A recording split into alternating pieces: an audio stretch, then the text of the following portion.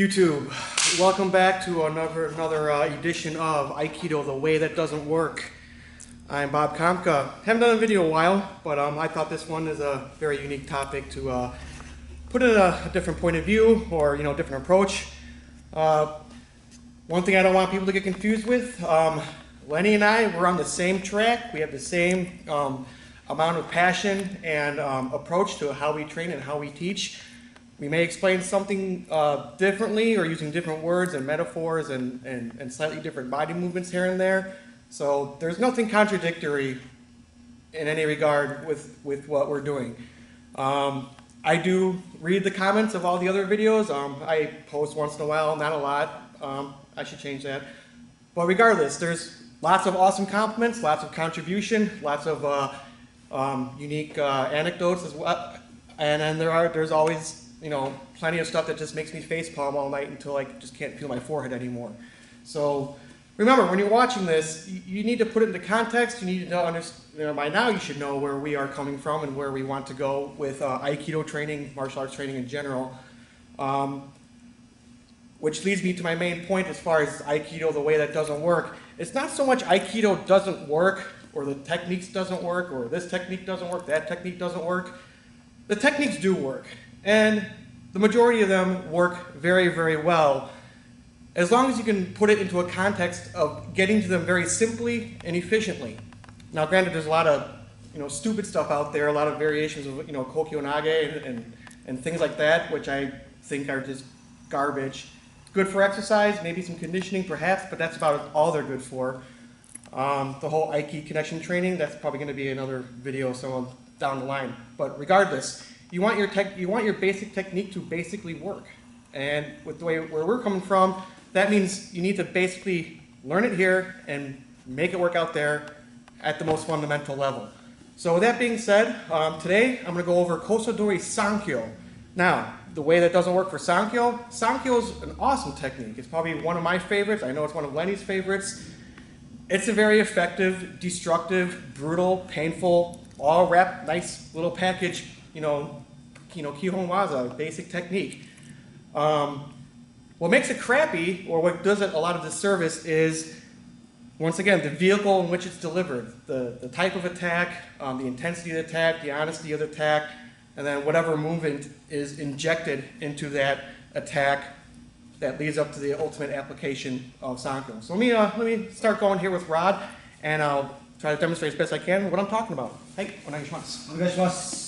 So when I first came to learn, kosa, dori, sankyo, and this can almost go for almost any traditional Aikido attack. Usually, we have this concept of, cooperative training or whatever, but I believe it can be a little too cooperative or not honest enough to give you a false impression of that what you're doing, you're actually becoming a super mega badass. So many times with kosa, dori, you'll have your basic Aiki stance, or even Tenshin Aikido, you got this relaxed stance. And the attack itself is very nonchalant, and they just kind of throw the hand out there to try to grab you. You catch their fingers, move in, do your transition to sankyo, step around and cut them down, and whether you pin this way or this way, whichever way traditional, looks very nice. Let's do the other side. So a little bit of an angle. Okay. Nice, good timing. You blend nice and perfectly. Step in, transition, cut them down. It's that's kind of like somewhat tenshin mixed with traditional, but the idea is it's a very nonchalant attack, very easygoing attack, very easy to blend and catch their fingers out of the air. Don't mistake it for yubi-dori. That yubi-dori is entirely different than just this superfluous way of just catching their fingers out of the air. Let's do an ura variation. Same thing. Comes in, fingers blend perfectly. You get your sankyo, you apply, cut them down, nice and gentle. Whoops, I don't want to get too ahead of myself there. Okay, one more time. Ura. Okay, nice blending, big movement, very deliberate. If you want to be really daring in your traditional school, make a fist and down. Okay, looks pretty. I feel great. I did perfect sankyo, omote and ura. As far as practicality goes and the way it not works, you know, I have to admit, and I'll even point out, you were all fooled. I was fooled too. Lenny was fooled because we all came up in a very similar manner. People don't attack you this way. If I go to attack Rod, okay, other side, people don't do this. Do nice, friendly sankyo so you don't hurt your opponent. Okay? People don't do that. When people come in to grab you, they come in to grab you. And the reason why you get grabbed or why you grab somebody is so they don't get away while you beat the crap out of them. Okay? Or you grab them so they can't move, so you can beat the crap out of them or do what you want them to do. So if Rob comes in nice and strong, you won't get this, sankyo. It's not there. By the time I even realize what's happening, hammer face, elbows, and say all you want about perfect zanshin, see through your opponent, all that kind of crap. You'll never have the timing and perception to see or feel the intent, let alone once it finally gets slapped on you. Even ura comes in, you still have to go. You won't get your nice sankyo, even if you apply maybe a nikyo, right? Crushes, you get your nikyo, now you're gonna fumble around the hand transition. Not gonna happen. A couple more times, right? Nice strong attack. It's not there. It's just not. Nobody's gonna let you pick their elbow up. Nobody's gonna let you grab their fingers out of the air. It's just not gonna happen. Even if you slap a nikyo on. This transition to sankyo is not easy, it's not smooth. Once I start to, even if I unravel, there's too much time and too much space for slack, mistake, and they will feel it. They don't need to be an Aikido master to feel the opening. You just have to be a human being. You feel it, you take your hand away. It's not that difficult. One more time. Even if I get lucky and get a nikyo, now I'm gonna fumble with sankyo. Not by learning it like this, nice and easy.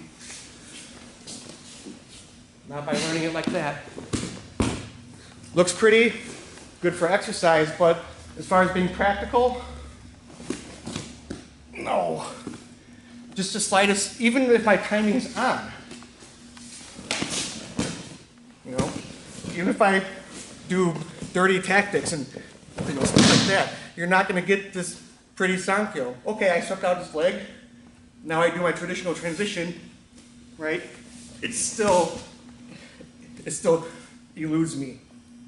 Okay? So, just from the simple act of making your kosa dori attack realistic, more violent, more intense, you don't even have to be a dick about it. You just have to grab them for real. Nobody's gonna get their arm up, catch your fingers, and do all this nice, hand washing, beautiful movement. It's just art. It's just form, but in my opinion, form without function. So, short video, but when you have that honest, realistic attack, a lot of these beautiful movements go right out the window. So how do you make this work out there? I mean, your uke's not intent on bashing your face in, but the person out there is. So we need to address this in a way that, we don't get hurt, but we also use a better vehicle to find sankyo and let it happen on its own, so to speak. So, thank you very much, Rob. Hey. Good morning. That's all I have for right now. Sometimes you just expose a minor flaw, and I think in this case it's a training flaw. It's the attack, and then what comes after the attack. Nice, easy, lazy grab. Sure, you can do whatever technique you want, technically. But if the attack has purpose behind it, intensity, honesty, all that fluff, those big circles, those big movements, they're just going to go right out the window. So take that for what it's worth. Feel free to leave your comments and questions. I'll do a better job of replying and reading everything. Don't forget to visit roguewarriortc.com for online training, where you can go into a lot of detail that give you better options for improving your attacks, your intensity, and some simple movements to get into, to use as a better vehicle to get into these techniques. So, that being said, I hope you enjoyed it. Stay tuned for more. See you next video.